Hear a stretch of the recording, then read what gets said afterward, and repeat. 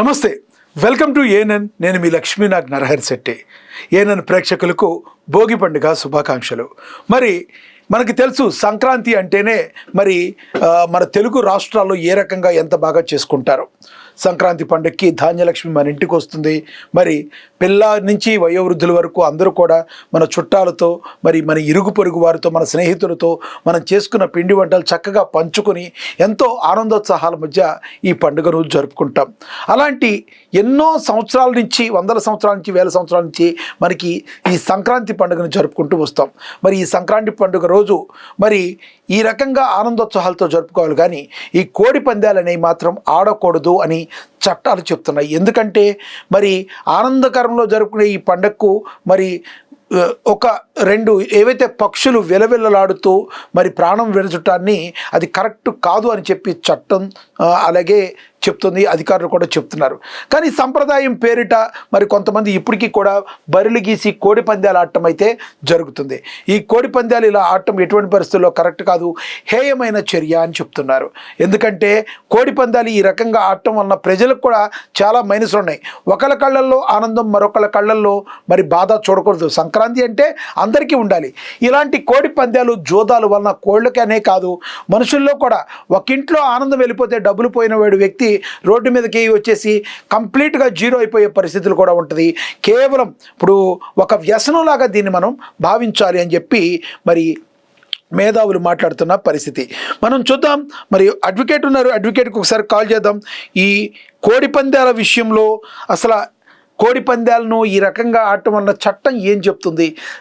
చట్టం అయితే ఒకటైతే చెప్తుంది, ఎవరైనా కూడా శిక్షార్హులు అని చెప్తుంది చట్టం. ఎటువంటి పరిస్థితుల్లో కోడి పందాలు ఆడకూడదు, జోద క్రీడ అనేది మరి మనిషిని సర్వనాశనం చేస్తుందని చెప్పి చట్టం చెప్తుంది. కాబట్టి పోలీసు అధికారులు కావచ్చు, ఉన్నతాధికారులు కావచ్చు, అందరూ కూడా చెప్తూ ఉంటారు ఎటువంటి పరిస్థితుల్లో ఈ జోద క్రీడ అనే దాన్ని మాత్రం మరి కరెక్ట్ కాదు అని చెప్పి చెప్తూ ఉంటారు.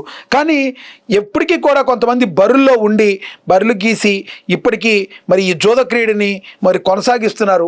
సంక్రాంతి పండుగకి ఇది మాత్రం కరెక్ట్ కాదని చెప్పి మరి అందరూ కూడా చెప్తున్న పరిస్థితి. మరి దీన్ని మాత్రం 100% కరెక్ట్ కాదు. ఈ రకంగా సంక్రాంతి పండగ అంటే అందరూ ఆనందంతో ఉండాలి, కానీ ఈ రకంగా జోద క్రీడకు మాత్రం వెళ్ళకూడదు. కోడి పందాలు అనేది మాత్రం కరెక్ట్ కాదని అయితే చెప్తున్న పరిస్థితి. ఒక రకంగా చెప్పాలంటే దీన్ని ఇప్పుడు పేకాట ఒక జోదమే, అదేవిధంగా కోడి పందాలు జోదమే. ఏదైనా కూడా ఇలాంటి జోద క్రీడలు అనేవి మరి ప్రపంచ నాశనానికి, దేశం యొక్క నాశనానికి ఉపయోగపడతాయి, దోహదపడతాయి అని చెప్పి చెప్తున్నారు. కాబట్టి దయచేసి ఎవరు కూడా ఈ కోడి పందాల జోలికి వెళ్ళొద్దు, కోడి పందాలను ఎంకరేజ్ చేయొద్దు. అధికారులు, పోలీసు ఉన్నతాధికారులు కూడా చెప్తున్నారు కోడి పందాలు ఎక్కడ జరిగినా కూడా వాళ్ళ మీద చర్యలు తీసుకుంటాం, కఠిన చర్యలు తీసుకుంటామని కూడా చెప్తున్న పరిస్థితి. ఓవరాల్గా చూసుకుంటే ఈ కోడి పందెం అనే దాన్ని మీరు ఆపేసి చక్కగా అమ్మా నాన్నలు చేసిన పిండి వంటలు, తాతయ్యలు, అమ్మమ్మలు అందరూ ఒక దగ్గర చక్కగా కలుసుకోండి. పశువుల పండుగ కనుమ రోజు పండుగ చేసుకోండి. ముగ్గులు పోటీలు నిర్వహించడం, మరి ఆడపడుచులందరూ ఒక దగ్గరికి రావడం, అక్క, తమ్ముడు, చెల్లి అందరూ కలిసి ఎంతో చక్కగా ఉండి స్నేహితులు అందరూ కలిసి జరుపుకోవాల్సిన ఈ పండుగని మరి సంక్రాంతి పండుగ అంటే అదేదో పందాల పండుగ చేయకూడదు అని చెప్పి మరి ఉన్నతాధికారులు కావచ్చు, విశ్లేషకులు కావచ్చు చెప్తున్నారు. మీరేమనుకుంటున్నారు? ఈ కోడి పందాల గురించి మీరేమనుకుంటున్నారో కింద కామెంట్ బాక్స్ రూపంలో కామెంట్ చేయండి. నమస్తే.